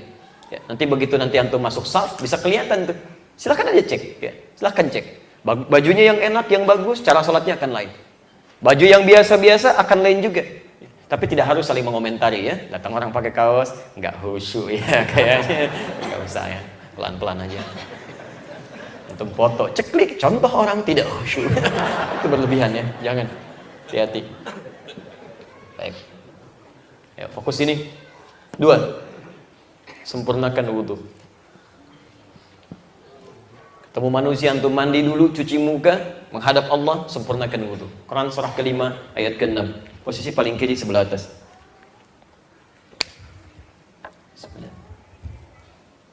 Saya agak cepat sedikit ya. Ya ayyuhalladzina amanu. Hei orang-orang yang telah merasa punya iman dalam dirinya. Hati-hati. Ya ayyuhalladzina amanu. Hei orang-orang yang telah merasa punya iman dalam dirinya. Tolong pahami betul ini ya. Ya, saya tidak akan ulang lagi rumus ini insyaallah. Setiap Anda menemukan ayat Quran dibuka dengan kalimat iman, dibuka dengan kalimat iman, apapun jenis kalimatnya, maka informasi yang disampaikan itu menjadi ukuran parameter kekuatan iman pemiliknya. Di setiap Anda menemukan kalimat dalam Quran, misal dibuka dengan kalimat iman, maka informasi di ayat itu menunjukkan kadar keimanan pemiliknya. Semakin Anda respon cepat menunaikannya, itu tandanya imannya sedang bagus. Tapi kalau Anda malas-malas mengerjakannya, itu tandanya imannya bermasalah. Di ayat ini, kalimat iman disandingkan dengan wudhu. Ingin memberikan kesan bahwa semakin bagus wudhu Anda, semakin menunjukkan imannya itu sedang bagus. Tapi kalau Anda semakin malas-malas berwudhu, pengen cepat-cepat, sekedar asal basuh saja, ini menunjukkan selain tidak khusyuk nanti dalam sholatnya, juga menunjukkan imannya bermasalah di situ. Pulang ke rumah, cek anak-anak Anda. Lihat bagaimana dia wudhunya. Diajarkan apa di sekolahnya. Kalau cuma dia kemudian wudhu asal basuh begitu saja, padahal dia latihan di sekolah Islam, latihan wudhu, latihan sholat, tapi wudhunya berantakan, yang salah bukan anaknya. Itu tandanya gurunya. Bukan cuma kurang khusyuk, kurang iman dalam dirinya. Bagaimana sholat bisa bagus kalau yang mengajarkannya pun tidak baik? Perhatikan lagi, cek lagi di rumah, sempurnakan kembali. Kalau anak dari kecil bisa belajar yang baik, kesananya akan lebih bagus. Saya sering kali menangis tuh dengan istri kami itu. Saya lihat, ya Allah, penghafal Quran terutama Pak Bu ya. Sekarang tuh begitu mudah gitu menghafal Quran. Mudah sekali. Maksudnya mudah mentolerir ya. Diberikan hafal-hafal, bangga dengan hafalan. Kami pernah kumpulkan 30 anak yang dibanggakan oleh orang tuanya. Bacakan Quran, Masya Allah. Ada yang sekian juz, sekian juz, sekian juz. Ketika dibacakan kami malah menangis. Anak itu dengan kekuatan hafalannya, diajarkan bacaan yang salah. Panjang dibaca pendek, pendek dibaca panjang, bahrojnya jadi keliru. Kalau Anda bisa mengajarkan yang benar, kenapa ngajarin yang salah? Kasihan dia ngulang lagi. Makanya dulu nggak ada pelajaran tahsin. Dulu adanya tajwid. Tajwid itu membaca dengan baik dan benar. Ya, tapi karena ada yang ngajaran tidak baik dan benar, makanya diulangi lagi, ditahsin, diperbaiki. Perbaiki itu kan artinya ada yang tidak baik. Kami kalau belajar di Timur Tengah, datang pada syekh kami untuk talaqi Quran, jangan harap Anda bisa membacakan Quran sekian juz pertama datang. Begitu datang, udah jauh-jauh gitu kan, 20 kilo pakai taksi datang senyum-senyum. Fadhal iqra ya bunai. Silahkan baca. Alif lam mim. Masya Allah. Hasbuk. Udbukrah. Masya Allah. Cukup ya. Balik lagi besok sini. Itu. Ada yang baru ta'awudz malah. Tafadhal. Ta'awudz billah. A'udzu billahi minasyaitonir rajim. Yakfi. Udbukrah. Masya Allah, cukup. Besok sini lagi ya. Antum datang jauh-jauh Pak, dari Bandung ke Jakarta, mau ngaji Quran. Begitu ta'awudz, cukup ya. Besok kesini lagi. Datang lagi nggak? Itu nggak mudah. Tapi guru yang baik, dia akan dengar dulu untuk melihat apa penyakit di lisannya. Bagaimana dia mengucapkan huruf. Begitu dia dengar, oh ini masalahnya. Dianalisis tuh. Lalu dia berdoa kepada Allah untuk minta kemudahan dalam mengajarkan anak ini. Dilihat. Besoknya baru diberikan pelajaran. Ucapkan begini, ucapkan begitu. Anda sabar 20 ayat, kesananya bisa baca sendiri. Tinggal gharib muskilah saja. Tapi kalau terlalu diberikan toleransi, oh bagus, hafalan kuat ini, yang dibaca salah semua. Memang menghafalnya mungkin cuma 6 bulan, tahsinnya bisa 3 tahun. Karena setiap kalimat diperbaiki lagi. Karena itu kita kembalikan ya. Kalau bisa mengajarkan yang benar, kenapa menyulitkan? Nah ini kalimat wudhu di sini disandingkan dengan kata iman untuk menunjukkan semakin sempurna wudhunya, semakin bagus imannya. Nah, tanda khusyuk seseorang ketika akan khusyuk menunaikan sholatnya, dia akan perhatian pada wudhunya. Bahkan mohon maaf ya, Mohon maaf sekali lagi. Wudu ini disebutkan langsung nanti dalam hadis riwayat Muslim nomor hadis 243. Ini ada kisah menarik di sini. Riwayat sahabat Umar bin Khattab radhiyallahu taala anhu.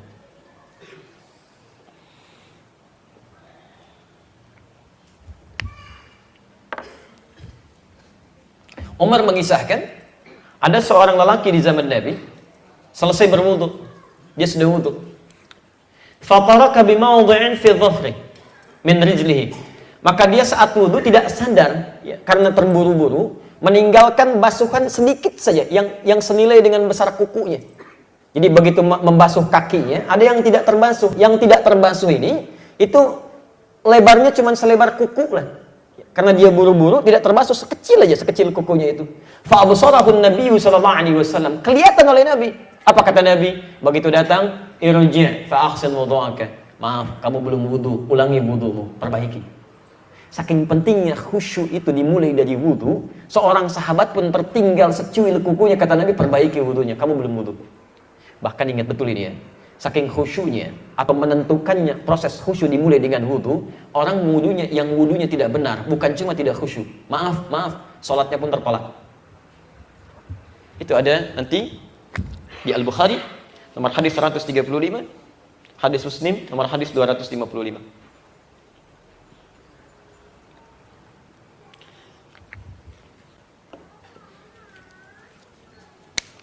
La tuqbalu salatu man ahdatha idza lam yatawadda. Tidak akan pernah diterima salat orang yang punya hadas sebelum dia berwudu dengan benar. Jika ada seseorang kemudian salat ya, dengan wudu yang tidak benar, sekalipun dia tidak punya hadas, wudunya tidak benar, itu kalimatnya jelas, la tuqbal, salatnya enggak diterima. Bahkan Nabi meminta mengulang. Ya, Nabi meminta mengulang. Jadi saat kita menunaikan wudu ini bukan sekedar kita menghadirkan proses pengantar pada khusyuk, menyiapkan diri untuk bertemu Allah, tapi juga nanti akan menentukan kualitas salat yang kita tunaikan. Saya akan bagi dua pembahasan di sini. Pembahasan pertama, apa kaitan wudu dengan khusyuk? Pembahasan kedua nanti bagaimana cara wudu yang benar untuk mengantarkan pada benarnya proses salat kita. Paham sampai sini? Baik, dari sini nanti saya tutup dulu. Kalau ada waktu untuk berdiskusi, baru kemudian kita coba jawab. Ya? Baik. Teruskan Quran surah kedua ayat 46 ujung ayatnya. Ya Allah, kenapa saya mesti memilih pakaian terbaik kemudian mencoba menyempurnakan wudu dengan baik? Alasannya, maaf, wa annahum ilaihi raji'un. Wa annahum ilaihi raji'un. Allahu akbar. Awas, ini intinya. Kalau kita mendengar kalimat raji'un, yang terbayang apa? Baik. Inna lillahi wa inna ilaihi raji'un. Baik. Orang khusyuk itu orang yang mempersiapkan diri akan menghadap kepada Allah. Makanya panggilannya ketika dipanggil, panggilan menghadap. Ya. Adzan. Saat kita dipanggil salat kan ada adzan ya. Baik. Siapa yang panggil? Allah. Baik. Saya kasih contoh misal. Pak Dodi dipanggil Allah. Apa artinya? Masya Allah, kita 5 kali dalam sehari minimal dipanggil oleh Allah, diingatkan, mungkin kamu meninggal, mungkin waktu kamu hari ini, ayo, dipanggil Allah. Kita tidak tahu kapan panggilan itu akan menghadirkan panggilan untuk selamanya. Setiap dipanggil, tiap hari ada panggilan. Panggilannya bukan panggilan biasa, bahasa Qur'annya wa annahum ilaihi raji'un. Kenapa kamu mesti menyiapkan pakaian terbaik? Kemudian siap-siap dengan wudu dulu. Kata Allah sederhana, karena barangkali saat sholat itu sholat terakhir kamu. Mungkin kamu wafat. Gak ada keadaan terindah menghadap Allah kecuali dalam sujud pada Allah Subhanahu wa ta'ala. Makanya diminta pakai pakaian terbaik, wudu dengan sempurna, ya, supaya saat meninggal nanti pakaian-pakaian terbaik. Masya Allah sudah dalam keadaan berwudu. Dan kaitannya dengan khusyuk, ya, saat Anda akan menunaikan sholat kalau ingin khusyuk, bayangkan itu menjadi sholat terakhir yang akan kita tunaikan. Itu cara khusyuk pertama. Rasakan bahwa sholat itu menjadi sholat terakhir yang akan kita tunaikan. Ini cara khusyuk yang pertama.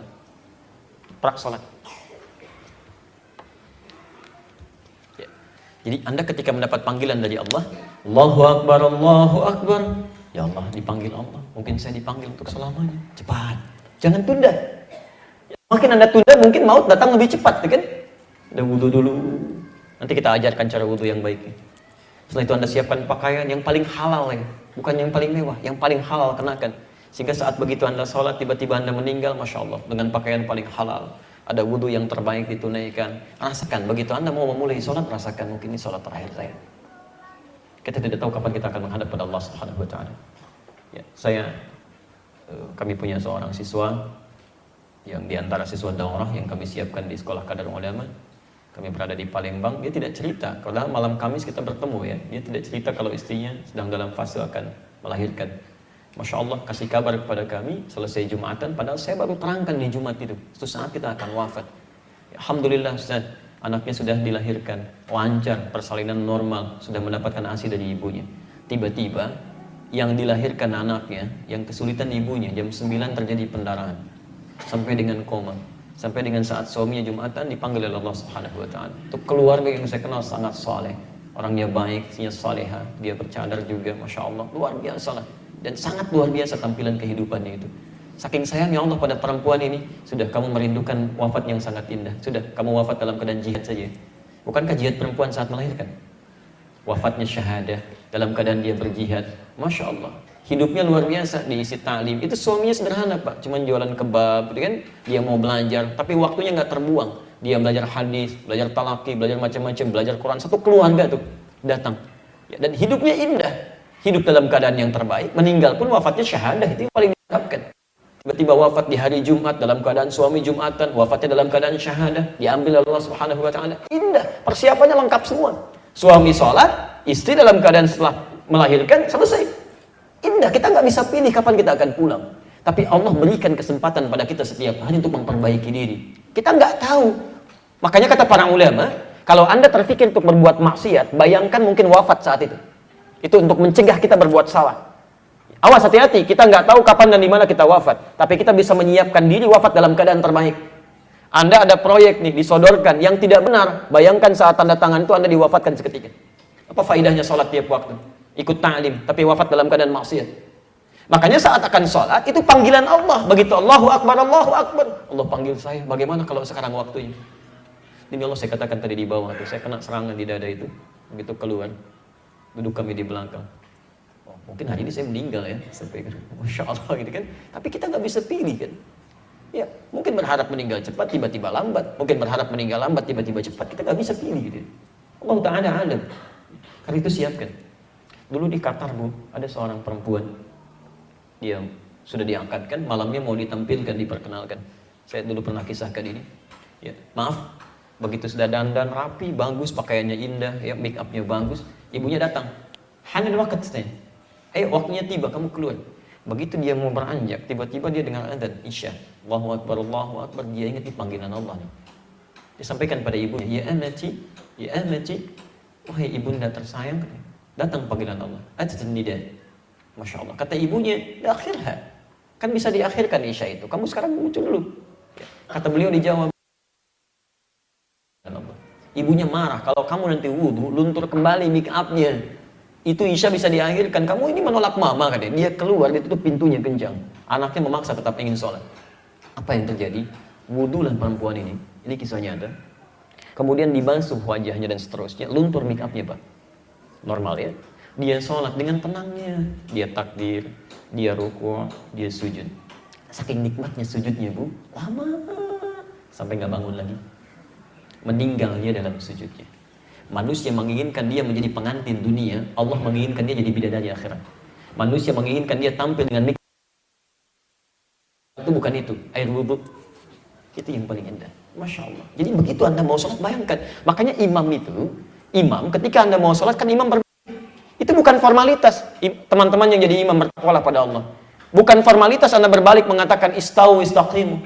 Itu bahasa nabinya bahasa sentuhan jiwa. Makanya boleh disampaikan dengan kalimat isyarat. Isyarat itu maksudnya bahasa yang dipahami oleh makmum. Tidak harus menggunakan bahasa Arab. Di kalimat syariat itu ada dua. Ada yang harus menggunakan lafadznya, nggak boleh dirubah. Kalau dirubah jadi keliru nanti. Azan misalnya, itu nggak boleh diterjemahkan. Harus pakai bahasa aslinya. Allahu Akbar, nggak boleh terjemahkan. Orang nggak paham, barangkali nggak ke masjid, saya terjemahin aja deh. Allah Maha Besar, Allah Maha Besar. Pada ke masjid, cuman situasi ramai. Ya. Baik. Ya, jadi ada situasi yang tidak tepat di sini. Ya. Nama-nama Quran itu nggak boleh diterjemahkan. Maksudnya disebut dengan bahasa terjemahannya. Ya, Al-Baqarah, Al-Baqarah. An-Nahl, An-Nahl. An-Naml, An-Naml. Jangan gunakan dengan terjemahan ketika ditanya misal. Bro, Masya Allah, di Bali kemarin panggilannya bro gitu ya. Ada biker soleh itu, panggilan-panggilan begitu. Masya Allah. Mas, lagi baca surat apa nih? Masya Allah, surat semut nih. Nggak enak tuh. An-Naml gitu kan. Ente apa? Sapi? Nggak nyaman. Jadi candaan yang tidak nyaman kan. Al-Baqarah, Al-Baqarah. An-Naml, An-Naml. Nah itu kalimat-kalimat yang dalam bahasa syariat tidak boleh diterjemahkan dalam ungkapannya. Baik. Tapi ada kalimat yang mesti disampaikan dengan bahasa yang dipahami. Ya, terutama khususnya bahasa imam ketika dia mulai berbalik. Itu boleh menggunakan bahasa-bahasa lokal. Nggak harus pakai bahasa Arab karena kalimat hadisnya isyarat. Stau, istaqimu. Boleh dia berbalik. Pertama lihat dulu wajah-wajah orang sholat. Untuk memetakan nanti surat apa yang dibaca sesuai dengan kemampuan berdiri makmumnya. Barangkali ada yang sedang transit, ada yang sudah tidak kuat berdiri lama. Dilihat, nanti dibaca surat yang sesuai dengan kemampuan berdiri makmumnya. Yang kedua, dibawa dalam suasana khusyuk. Pak Ibu sekalian, rapatkan safnya. Tenangkan hatinya, khusyukkan. Mungkin ini menjadi salat terakhir kita. Insyaallah. Coba bayangkan dengan yang kedua. Istaqimu. Nyaman mana? Satu atau dua? Satu, karena kita paham dengan kalimat yang disampaikan. Boleh Anda satukan? Boleh. Makanya ketika dibawa suasana itu, salatnya enak. Ya, nggak harus terjemahkan. Saya pernah dinas tuh di Saudi 2010. Salat di Masjid Syekh bin Baz gitu ya. Masya Allah, ada kalimat bagus tuh.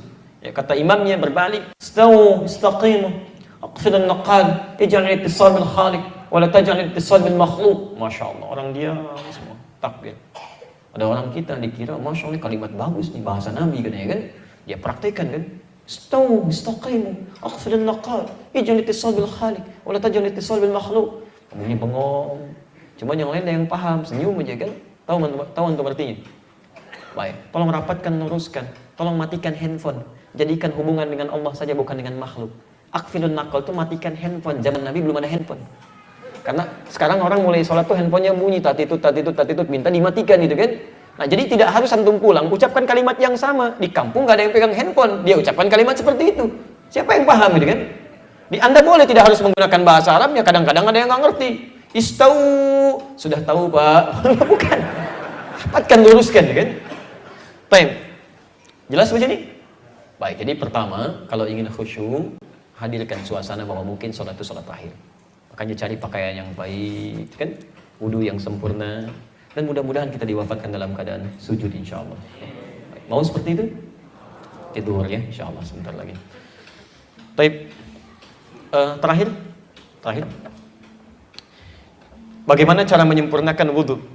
Ya, bagaimana cara menyempurnakan wudu? Jadi sudah kita belajar bagian pertama dulu tentang khusyuk dalam sholat, sempurnakan wudu. Saya coba contohkan nanti dengan cepat, lalu kita berhenti dulu, kita diskusi sejenak, lalu kita akhiri pertemuan kita di hari ini. Ini baru bagian pertama ya, tentang khusyuk. Nanti ada bagian yang kedua yang kita terapkan dalam praktek sholat. Baik, Quran surah ke-5 ayat yang ke-6. Saya agak cepat sedikit. Ya ayyuhalladzina amanu, hai orang-orang yang telah menyatakan dirinya beriman kepada Allah. Idza qumtum ilas shalah, kalau Anda ingin menyempurnakan salat, ayo faghsilu wujuhakum. Maka mulai berwudu dengan menyempurnakan basuhan di wajah. Nanti kita praktekkan. 1, membasuh apa? Wajah. 2, wa aydiyakum ilal marafiq. Lalu membasuh tangan sampai siku. 2, tangan sampai siku. Perhatikan kalimatnya nanti. 3, wamsahu biru'usikum, mengusap kepala, bukan membasuh, mengusap kepala. 3. 4, wa arjulakum ilal ka'bain, membasuh kaki sampai dengan kedua mata kaki. Jelas? Jadi ada berapa? 4. Perhatikan, tolong fokus ya. Ketika diminta menyempurnakan wudu sebelum sholat, Allah menyebutkan 4 anggota pokok dalam wudu. Saya ulang, ada 4 anggota pokok. Jadi kalau Anda tidak membasuh salah satunya, hati-hati, maka wudunya akan dianggap tidak sempurna dan tidak sah salatnya. 4 anggota pokok. Ingat, selain yang 4 ini, berarti itu tambahan, sunnah sifatnya. Ya, sunnah. Nanti kita turunkan dari mulai cuci tangan, ya, kumur-kumur, istinsyak, istinthar, itu bagian dari sunnah. Membasuh telinga, bagian dari sunnah. Anda sempurna basuh telinganya, kumur-kumurnya bagus, tapi satu di antara yang 4 ini bermasalah, wudhu Anda harus diulang. Jelas di sini? Baik, saya ulangi. Wudhu jika ingin disempurnakan, yang pokok berapa yang dibasuh? 4, ingat. Baik. Turunan dari sini, hukum turunannya, jika Anda sedang berwudhu dalam satu kesempatan, airnya sifatnya terbatas, maka jangan langsung tayamum. Kalau cukup bagi yang 4 ini, maka dahulukan yang 4 ini. Misal di jalan gitu kan, air cuma cukup 1 gelas seperti ini, aqua kecil itu. Tapi masih cukup digunakan untuk yang 4 tadi. Dari mulai wajah, tangan sampai siku, usap bagian kepala sampai ke kaki. Maka dahulukan yang 4 itu, tidak harus mengerjakan yang tambahannya. Jelas sampai sini? Kecuali kalau airnya terbatas, sama sekali tidak bisa digunakan untuk salah satu di antara yang 4 ini, karena keperluan tertentu, maka baru kemudian di situ kita gunakan tayamum. Jelas? Nah, sekarang mari kita coba praktekkan. Baik, kaidah pertama. Saya mulai dari yang pokok dulu ya. Setelah saya jelaskan yang pokok, baru saya tambah dengan yang sunnah. Faghsilu wujuhakum. Basuh wajahmu. Ya, basuh wajahmu. Ibu dan bapak, tolong fokus sebentar ya, karena kita tidak akan mengulang materi ini. Kalimat ghassala dalam bahasa Arab, faghsilu, itu berarti menumpahkan air di tempat yang akan dibasuh. Airnya ditumpahkan. Jadi Anda ambil airnya, kemudian Anda tumpahkan di tempat yang akan dibasuh, di wajah. Jadi bukan ditumpahkan duluan. Anda ambil airnya, kemudian ditumpahkan di tempat yang akan dibasuh. Pertama, disebutkan di ayat ini, faghsilu, ambil air lalu tumpahkan wujuhakum, di wajah. Batas wajah itu, perhatikan sebentar, dari mulai kening ini, terus sampai ke bawah, bagian belakang telinga sini. Ya. Jelas? Baik, kemudian sampai ke bawah, yang berjanggut sampai bagian dagu dengan janggutnya. Jelas? Nanti kita terangkan, termasuk cara menyapu janggutnya. Saya ulang, dari mulai kening, turun ke bawah, termasuk mata, sini, ya, terus, sampai bagian belakang telinga, di sini. Ya. Baik, sampai dengan ke bawah, ke dagu, termasuk yang punya janggut nanti, termasuk di sana dengan janggutnya. Paham sampai sini? Halo, paham? Baik, kalau sudah paham, mari kita mulai contoh prakteknya. Perhatikan, faghsilu wujuhakum, ambil air, tumpahkan di wajah. Bagaimana cara menumpahkan dan membasuhnya? Pertama kita ambil seperti biasa. Ya, tolong jangan berlebihan ya. Tolong jangan berlebihan. Nabi menyampaikan dalam riwayat Utsman bin Affan, Utsman pernah wudu, tadi saya tuliskan ini Al-Bukhari nomor hadis 159, hadis Muslim nomor hadis 256. Ini judul hadis terakhir. Dari sahabat Utsman bin Affan radhiyallahu taala anhu, dikisahkan oleh budak beliau atau khadim beliau namanya Hamran. Ya. Kata beliau, karena Utsman bin Affan radhiyallahu taala anhu adalah Utsman bin Affan radhiyallahu taala anhu afragha yadayhi fil ina. Beliau menuangkan air di satu bejana secukupnya. Jadi ada sifat air wudhu itu, sifatnya ada yang nanti tertuang dalam bentuk bejana, mengalir. Ya, bisa dengan keran gitu kan? Ada yang airnya langsung mengalir, ada yang airnya di satu tempat yang akan kita. Perhatikan betul ya. Karena Al-Quran dan hadis mengatakan jangan berlebihan, termasuk dalam menggunakan berwudhu. Jika Anda menggunakan keran misalnya, mohon izin ya, coba cek dulu airnya. Ketika dibuka, kadang-kadang ada yang kencang, ada yang biasa. Jangan berlebihan. Orang banyak membutuhkan air. Di Palestina air itu diracuni dulu sama Zionis. Begitu mau minum harus disaring dulu. Antum dibuang-buang gitu kan? Ya, buka sesuaikan. Sesuai kebutuhan. Ya. Kalau mengambil dari ini, dari bejana misalnya, ya, Masya Allah. Lihat kalimatnya. Tidak harus antum tumpahkan ke wajah begini. Ambil, tumpahkan. Kadang-kadang ada yang bawa gayung, tumpahkan ke wajah dibeginikan. Tidak. Ya. Yang dari hadis Utsman bin Affan radhiyallahu taala anhu, ya di Al-Bukhari nomor hadis 159, itu diambil dari bejananya begini. Misal ya, ngambil air begini, simpan lagi seperti ini. Ya, baru kemudian ditumpahkan di wajah. Jadi bukan gayungnya diambil, bejananya diambil, tumpahkan di wajah begini, bukan. Ya, jadi ambil airnya, bukan dicelupkan tangan ke situ ya. Bejananya dituangkan di sini, ambil sedikit seperti ini, simpan, ya kan? Baru kemudian dibasuhkan ke wajah. Jelas? Kalau di keran itu nggak ada masalah. Anda buka, ambil, kan? Kemudian mulai basuhkan di wajah. Sekarang perhatikan, Saat membasuh wajah, tumpahkan, keningnya kena di sini. Teruskan sampai ke sini. Baik. Sekarang perhatikan fokus. Telunjuk yang ini. Telunjuk. Anda gunakan untuk membersihkan sudut-sudut di mata sini. Ya, jelas? Tidak ada keterangan apakah air saat ditumpahkan mata terbuka atau tertutup. Hanya sebagian ulama mengatakan akan lebih baik terbuka supaya kotoran-kotoran di mata pun ikut keluar.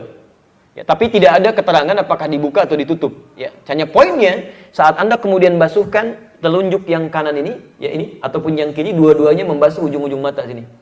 Kotoran ikut keluar. Jelas? Baik, basuh begini. Yang jempol ini membasuh bagian bawah di sini, dekat telinga bawah. Jelas? Baik, jadi yang telunjuk basuh ujung-ujung mata di sini, yang jempol ke bawah ke sini. Jelas ya? Baik, pelan-pelan, kemudian baru selesaikan di dagu. Otomatis yang punya janggut ya seperti saya misalnya ada janggut sekarang, antum langsung selai-selai begini. Jadi nggak harus ngambil air lagi. Jadi sekaligus begitu ngambil sekali, ya kan?